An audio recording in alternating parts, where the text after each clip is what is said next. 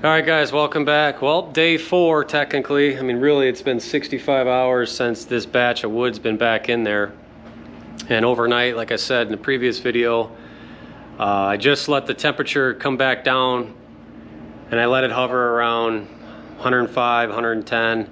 I let it do its own cycle and just let the dehu go. And we probably got, I don't know, I'd say, it's hard to tell, I'd say 7-8 gallons over this last 12 hours of moisture out, and the moisture level has gone down, give or take 15-20%. So I feel like we're on the right track. So I think now that it's down the lowest it's been, period, I'm going to crank the heat and see how hot we can get it in there.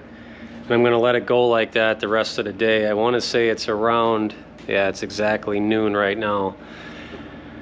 Going to let it go for probably 12 hours. And I'll check on it periodically to see how hot we can get it, how fast. And if we can get it over 150 now that the moisture's a lot lower. So, yeah, it's a little update on that. So we're gonna crank it and see what happens. And yeah, so stay tuned. Hopefully, like I said, we can get it over 150 and keep it there for as long as we can. And then I'll let it cool back down because I'm sure the moisture level is gonna go way up because now we're baking the wood for a long period of time. Let it cool back down a little bit, let the dehu do its thing, collect the moisture, get it down to where it's at least now. And then I'm gonna crack it open and bring out some wood, let it cool down, and then moisture test it and see where we're at. And yeah, hopefully it's all good results. So yeah, stay tuned. All right, guys, well, it is just about 9.5 hours since we've put it into a heat cycle to really get the temp up. So it's been a total of 75 hours since this wood has been loaded. Kiln's been running. There was probably that 2.5 hours or so when I changed the heaters out. So at that point in time, nothing was being done, but whatever, it is what it is for that. So so yeah, like I said, a little over 9 hours we've been in the heat cycle. It is currently 148 degrees with, you know, relative 36.5 humidity. Before we cranked it up, it was 26% humidity, so that's pretty good. We could have probably just let it, you know, dehu for a lot longer than we did, and then maybe we would have gotten a little over 150 or so temp wise.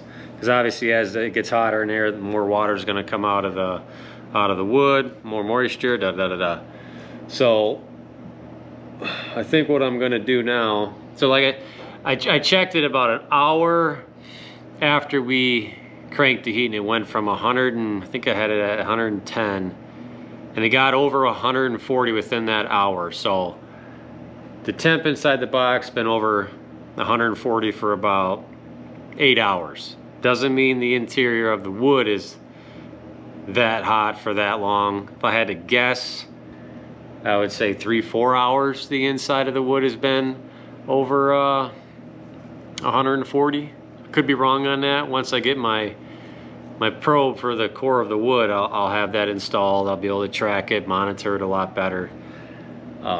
So what I'm gonna do is I think I'm gonna let this cool down overnight. Let the dehu do its thing. I'm gonna let it cool down, I think 115. Let the humidity get sucked out of there. So it'll roughly be about 12 hours from now, give or take. I'll shut it down, open the doors. I'm gonna pull all the wood out. I'm gonna stick this batch in there that you see behind me. And I'm gonna run a whole different test on this wood here. I'll moisture test a bunch of pieces when I put it in. And I'm gonna run a cycle that I think that I'm gonna run moving forward. It'll be another test. This is all pine and spruce, so it's gonna act a lot different than oak, I know that. It should wick the water a lot better than oak. As everybody knows, oak takes the longest to dry. So we'll see. But so far, I think it's a lot better with that heater in there. I knew that would make a big difference. especially since I got a lot more moisture out. It allowed me to get the temp up a lot more. So that's why I think on this new test I'm gonna do it a little bit differently. Plus it didn't help that I put the wood in there sopping wet. So that's why I got this wood in here. It's supposed to rain again tomorrow, which is good. We need it. It's been dry. So yeah, first thing in the morning, I'm gonna shut it down. I'm gonna take the wood out. I'm gonna let it acclimate to the temp out here. So a couple hours. And then I'll moisture test.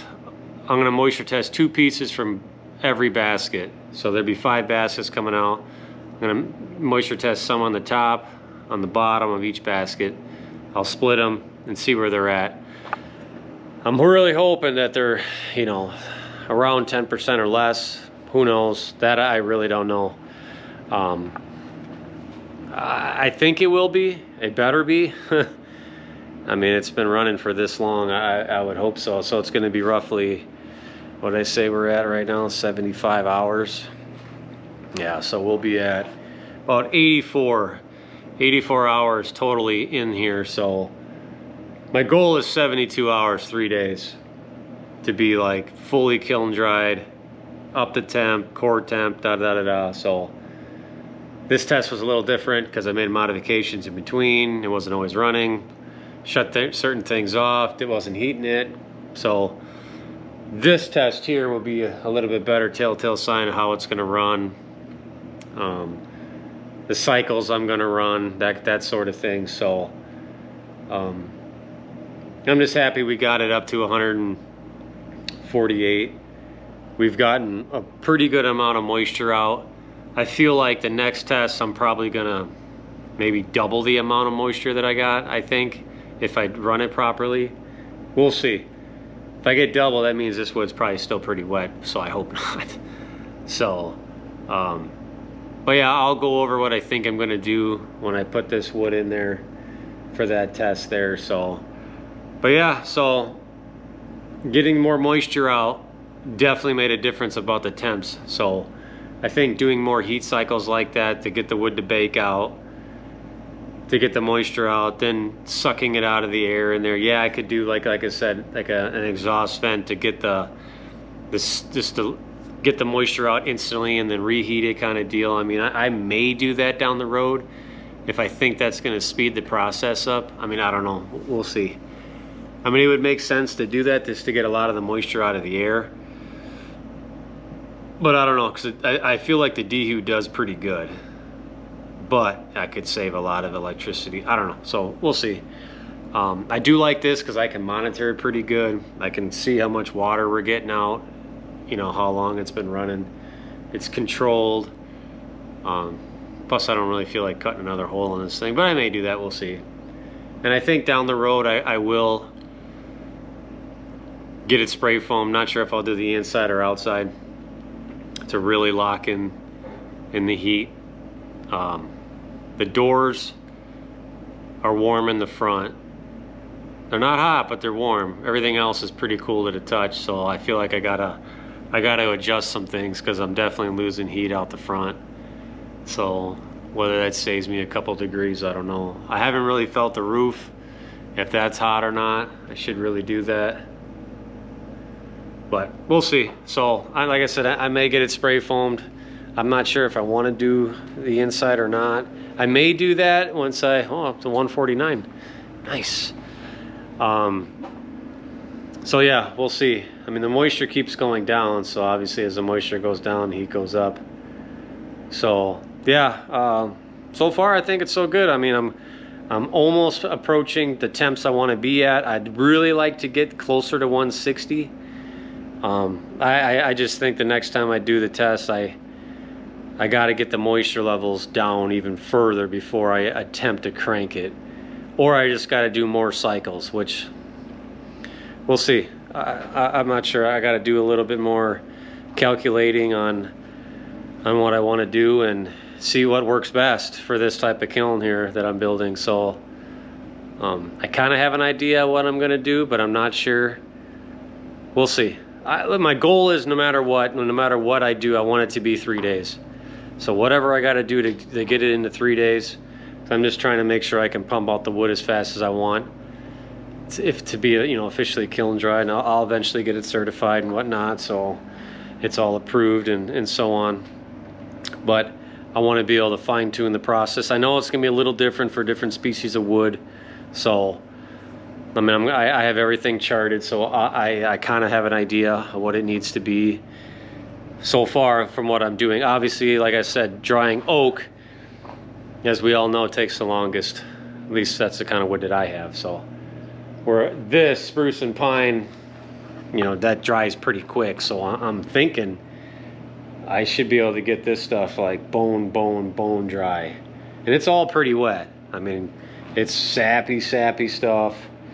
So, and it's, when I was splitting it to get it to this size, I mean, it's just dumping water all over my stuff. So everything I got is just filthy.